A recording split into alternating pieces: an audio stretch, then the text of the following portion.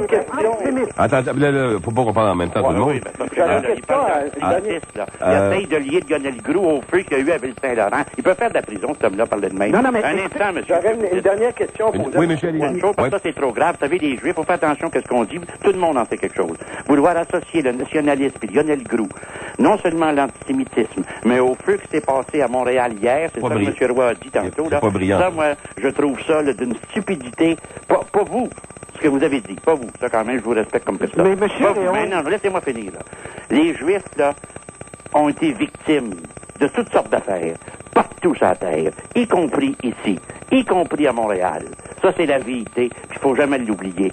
Mais ne dites pas que les Canadiens français avaient le monopole de cette attitude face aux Juifs. Ils étaient barrés à McGill, ces gens-là. Ils n'avaient pas le droit d'avoir certains droits privilégiés que la classe anglaise avait. Ils n'avaient pas le droit de mettre le pied dans les clubs privés anglais, pas plus que nous, d'ailleurs.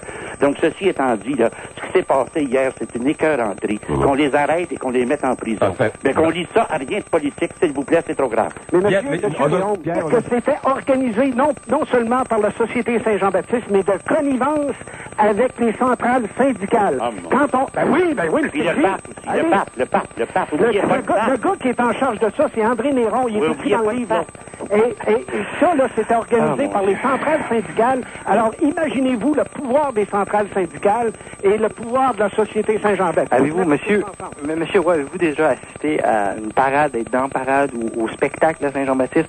Il n'y a jamais personne qui se promenait pour nous dire dans l'oreille, hey, c'est le temps de crier le Québec aux Québécois, c'est le temps de crier vive le Québec libre. Je pense pas qu'il y ait personne qui a sifflé à Charles de Gaulle, hey, ça serait le fun que tu dises vive le Québec libre. Les gens qui votent oui savent pas ce qu'ils font. Quand il y a 1 million de personnes qui vont à la fête du Parc Maisonneuve à Montréal, puis quasiment tout autant sur les plaines à Québec, le monde ne savent pas ce qu'ils font. J'ai pas dit qu'ils ne savaient pas ce qu'ils faisaient. J'ai dit que c'est organisé par les centrales syndicales. Ça fait bien du monde. Les centrales, les Saint-Jean-Baptiste, les péquistes, les souverainistes, les professeurs. Coudon, il y a qui de correct à part le même petit bout?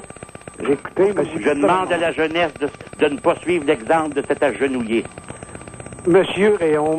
À genoux devant les Anglais, à genoux devant le Canada, à genoux devant une feuille d'érable rouge qui se meurt. Qu'est-ce qu'ils vous ont fait, les Anglais? Mais pourquoi vous n'avez tant contre les Anglais? C'est vos concitoyens, ça?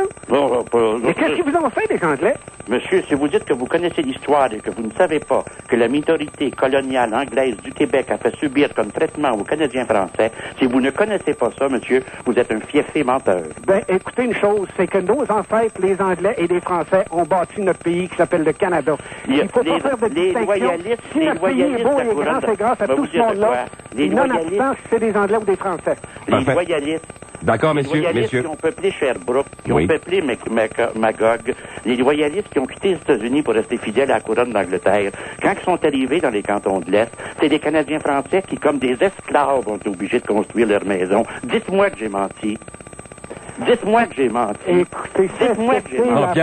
Pierre, je suis bien placé pour en parler. Moi-même, qui est natif de Sherbrooke, je vais vous remarquer que si vous allez à Sherbrooke, la plupart des noms de rues, par exemple, elles sont plutôt, c'est des noms anglophones. Je pense à la rue Wellington, la rue King, la rue Galt.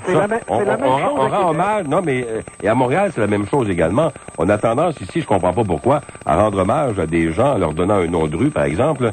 Et on se demande vraiment s'ils ont fait ce qu'il fallait pour aider les francophones. Puis moi, je suis pas sûr de ça. Honnêtement, je suis pas sûr de ça, là. La rue Amherst.